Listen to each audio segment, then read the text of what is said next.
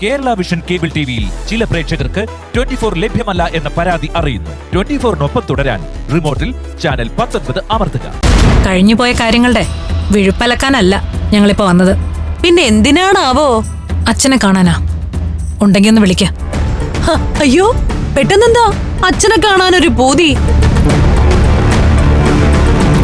അച്ചോ, ചന്ദ്രസേനച്ചോ, ദേ പുന്നാര മക്കള് കാണാൻ വന്നിരിക്കുന്നു. അളിയോ, ചന്ദ്രസേനൻ അളിയോ, ഒന്ന് ഇറങ്ങി വന്നേ.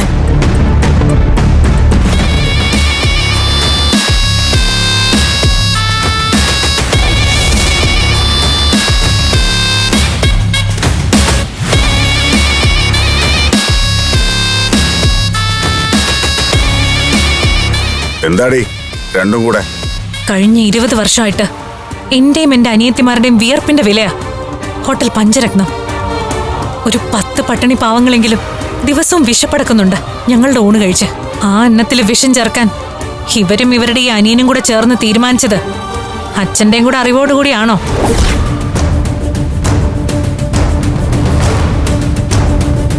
അതറിയാനാ ഞങ്ങൾ വന്നത്. നീതെന്താടി പിച്ചും പേയും പറയണോ? ചന്ദ്ര, ഞാൻ മനസ്സാവാച അറിഞ്ഞ കാര്യമല്ലേ ഈ പറയുന്നത്. നിന്നിടം കുഴിഞ്ഞു പോകുന്ന കള്ളത്തരം പറയരുത്. നിങ്ങളും ദാ ഇവനും ചേർന്ന് പാചകക്കാരൻ ഭാസ്കരനെ വിഷം ചേർക്കാൻ ചട്ടം കെട്ടി പറഞ്ഞയച്ചത് അവൻ തന്നെ തുറന്നു പറഞ്ഞു. കള്ളവാ, പച്ചക്കള്ളം. ചന്ദ്ര, ഇവള് മനഃപൂർവ്വം വഴക്കുണ്ടാക്കാൻ വന്നിരിക്കുന്നതാ. നീ മാറിയേ. നീ ഈ പറയുന്ന ഒന്നും കലാവധി അറിഞ്ഞ കാര്യമല്ല. വെറുതെ ആരെങ്കിലും പറഞ്ഞു കേട്ട് നാവിട്ട് അലയ്ക്കാതെ രണ്ടും കൂടി ഇവിടുന്ന് പോ. അല്ലേലും ഞങ്ങൾ ഇവിടെ പുറത്തേക്ക് വന്നതല്ല, ഒരു കാര്യം ഓർമ്മപ്പെടുത്താൻ വന്നതാ. അച്ഛൻ അറിഞ്ഞിട്ടായാലും അല്ലെങ്കിലും ഇവരിനി ഞങ്ങളെ ദ്രോഹിക്കാൻ വരരുത്. നീ എന്താ ഭീഷണിപ്പെടുത്തുകയാണോ? അങ്ങനെ വിചാരിച്ചാലും തെറ്റില്ല. ഓ, ഇപ്പൊ രക്ഷിക്കാനൊരുത്തനുണ്ടല്ലോ, അതിന്റെ ബലത്തിലായിരിക്കും ഈ ഭീഷണി. ചന്ദ്രൻ ഇത് വല്ലോ അറിയുന്നുണ്ടോ? ഒരുത്തൻ വന്ന് കൂടിയിട്ടുണ്ട്, രക്ഷകൻ. എന്താടി അവന്റെ പേര്? ഈശ്വരൻ. ശരിക്കും ഈശ്വരൻ എന്നാ അയാളുടെ പേര്.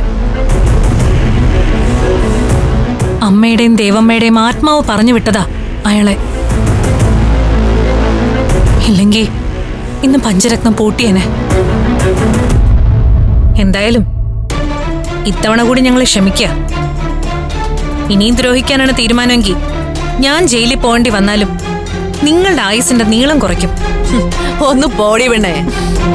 മലവെള്ളം വന്നിട്ട് പേടിച്ചിട്ടില്ല, പിന്നല്ലേ ഇത്തിരി പോന്ന ഈ ചെളിവെള്ളം. എന്റെ ആയുസ് അളക്കാൻ വന്നിരിക്കുന്നു ചാവാലി പട്ടികള്. ഇറക്കി വിടി ചന്ദ്രായി വെച്ചകളെ, ഇല്ലെങ്കിൽ 2 കാലിൽ ഇവിടുന്ന് പോവില്ല.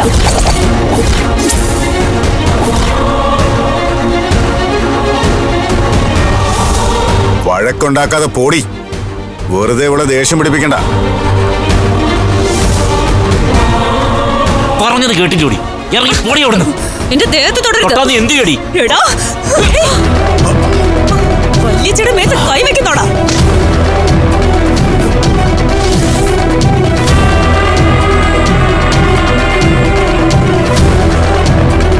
നീ എന്റെ അനിയനെ തല്ലിയോടി. അല്ലുമല്ല, വേണ്ടി വന്ന കൊല്ലും ഞാൻ.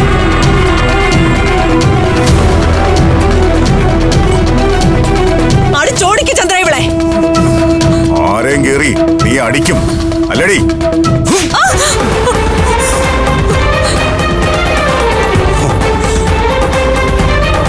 എന്റെ കൊച്ചിനെ തല്ലിയല്ലേ നിങ്ങള്? അവളെ മാത്രമല്ല, നിന്നെയും തല്ലും ഞാൻ.